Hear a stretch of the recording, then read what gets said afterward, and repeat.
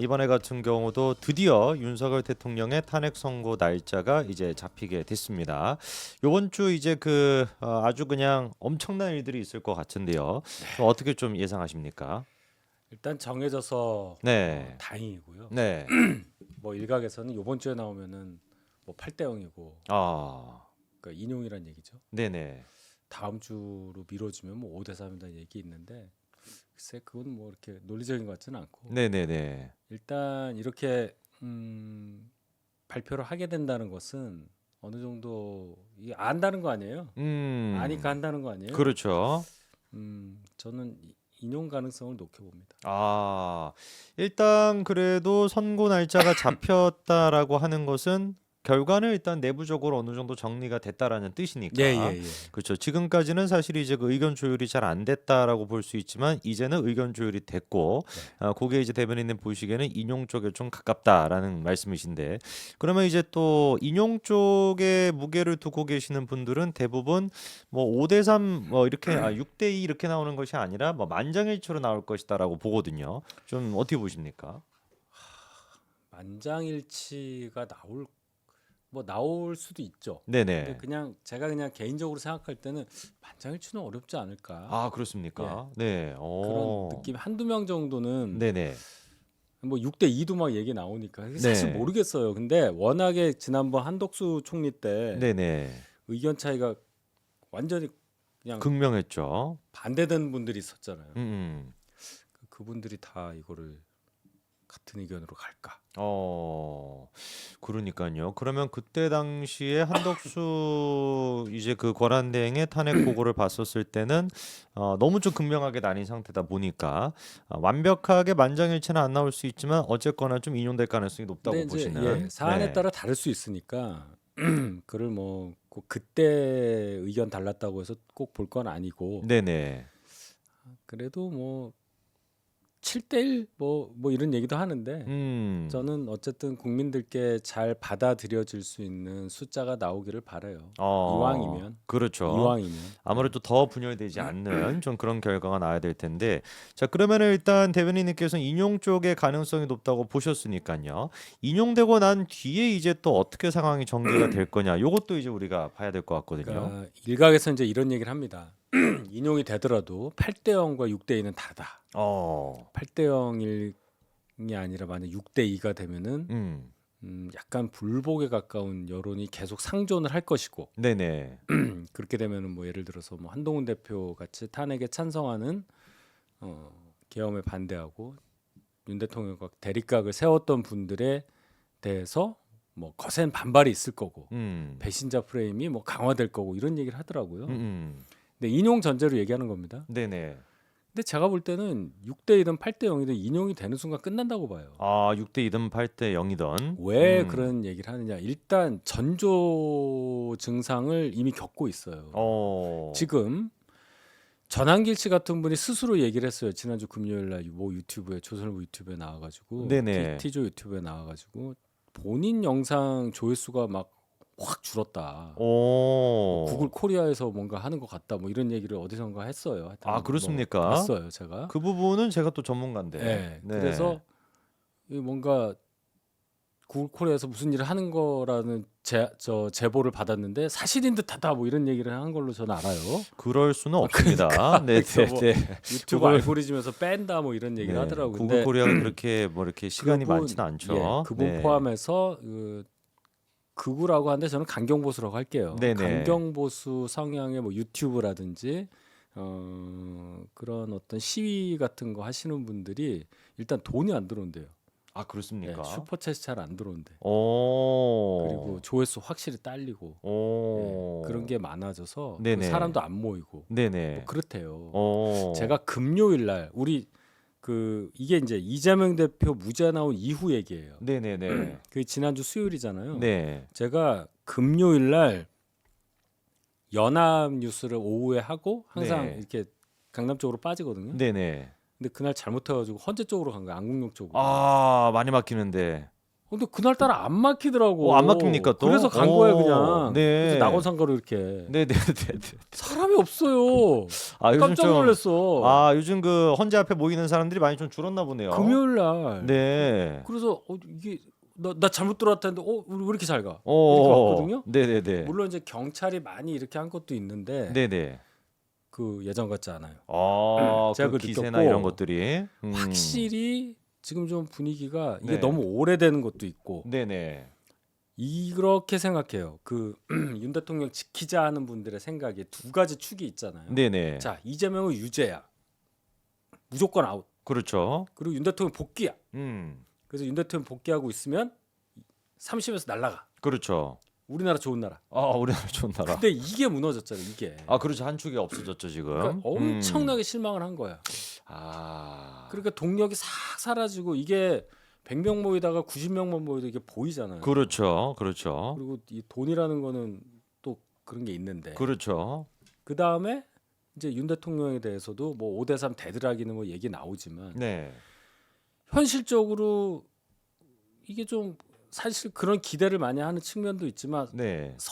저는 이런 생각했어. 헌재가 설마 야 4월 18일을 남길까? 근데 어쨌든 했잖아요. 그렇죠. 그러니까 이런 차원에서 많이 흩어질 가능성이 있다.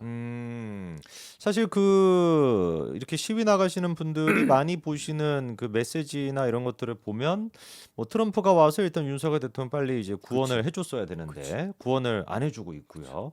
그리고 이재명 대표도 뭔가 이렇게 좀 정리가 됐어야 되는데 정리가 안 되고 있고 하나도 안 되고 있거든요. 근데 1월 20일까지는 버티자고 그랬잖아요. 트럼프 취임한다고. 그렇습니까? 윤 대통령 데리러 온다. 뭐 그 얘기 했잖아요. 그 다음에 네네네. 제가 그 지난주 금요일 날 헌재 앞을 지나오면서 들은 그 연사의 말 중에 제일 그런 거는 네네. 중국 애들이 산불 내고 있다 이 얘기였어요. 전한길 선생님도 그런 얘기했다가 지금 논란이 그래서 됐었고. 제가 저 정도 네. 얘기면은 대중의 공감을 얻을 수가 없다. 그렇죠. 사실 정신이 조금 네. 오락가락한다고 이제 생각이 되죠. 나이 많으신 여성분이 음. 이제 마이크 잡고 얘기하는데 전문 연사도 아니었고 네네. 정말 정말 힘없는 박수 소리밖에 없었어요. 저 정도면 이거 동료에 많이 떨어진 거다. 왜냐하면 그런 분까지 연사를 해야 되는 상황이라는 거잖아요. 그렇죠. 연사가 없는 거지. 그러네요. 그러면은 지금까지 그렇게 그 연사로 서면서 그런 주장을 해왔던 사람들은 앞으로 또 어떤 태세 변화를 또 보일지 저희가 또 봐야 되겠습니다. 그 사람들이야 뭐라도 하겠죠. 네. 근데 지금 보니까 이제 강경보수 유튜버들 또 연단에 올라가시는 분들이 이제 뭐 헌재 주변을 네. 이제 방어를 잘해달라. 이제 기각을 확실하고 이제 그런 활동을 하고 있어요. 그러면 그게 딱 기각이 아니라 인용이 됐을 때 그분들은 이제 또 어떻게 됩니까? 멘붕이지. 멘붕에 이제 빠지는. 멘붕이죠. 그럴 때 이제 인지 부조화가 있잖아요. 그러니까 그리고 자기가 생각하는 것과 현실이 다를 때 사람은 그 굉장히 이성적이지 않은 행동을 하게 되잖아요. 그렇죠. 그 가능성이 상당히 있는데 네. 이게 워낙 길고 해서 이게 맥이 풀릴 가능성이 높아요. 그래서 기각되는 순간 네네. 구심점이 사라질 겁니다. 구심점이 사라진다. 그냥 원망밖에 없을 건데 누구를 향해서 원망을 할 거냔 말이에요. 헌재로 헌재로 할 거냐? 예를 들어서 탄핵 의결할 때 참여했던 뭐 한동훈 대표라든지 그런 국민의힘 의원들 대상으로 할 거냐?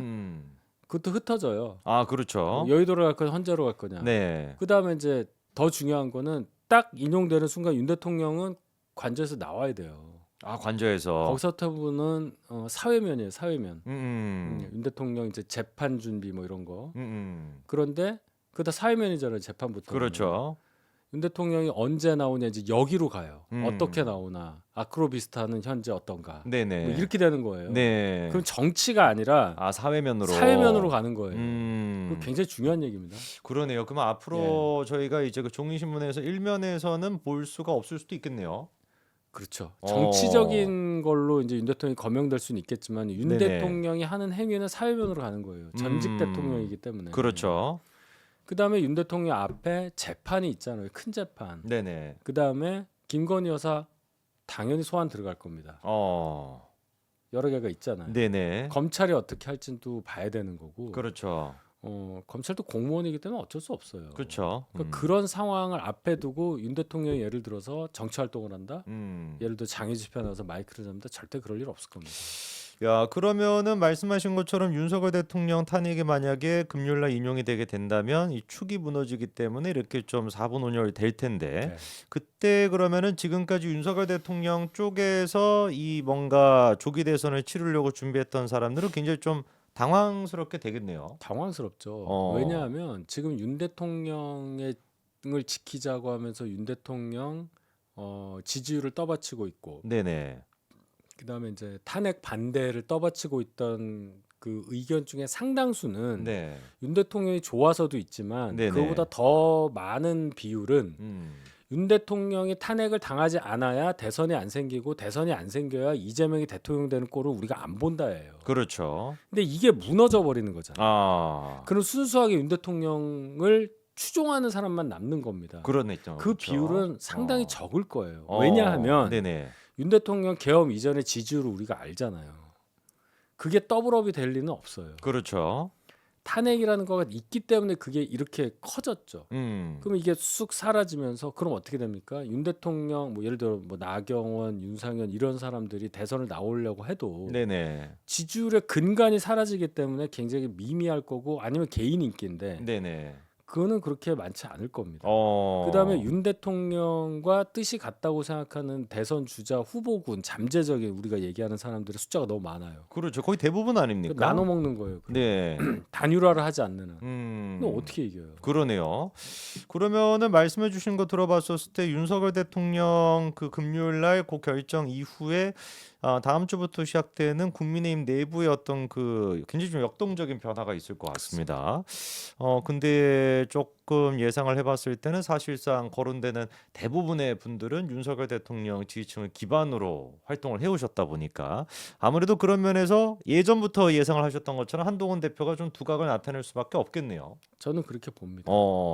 벌써부터 그런 조짐이 보여요. 네네. 일단 제가 계속 말씀드린 게 국민의힘 지지층 중에서 네. 의견을 밝히지 않는 분들이 40% 선을 계속 유지하고 있다는 말씀 드렸잖아요. 갤럽 그렇죠. 기준으로. 그렇죠. 그분들이 왜 의사 표시를 안 하는지도 다 설명을 드렸고 네. 조금씩 그 국민의힘 지지층에서의 김문수 장관에 대한 지지율이 계속 빠집니다. 빠지고 있습니다. 3주, 실제로. 4주 연속 계속 빠져요. 네네. 그리고 한동훈 대표는 조금씩 올라가서 드디어 단자리 숫자의 차이로 좁혀졌다. 네네. 지난주 금요일에는 22대 13, 네. 9% 포인트로 줄었고 네네. 뭐 그런 부분이 나타나는 거예요.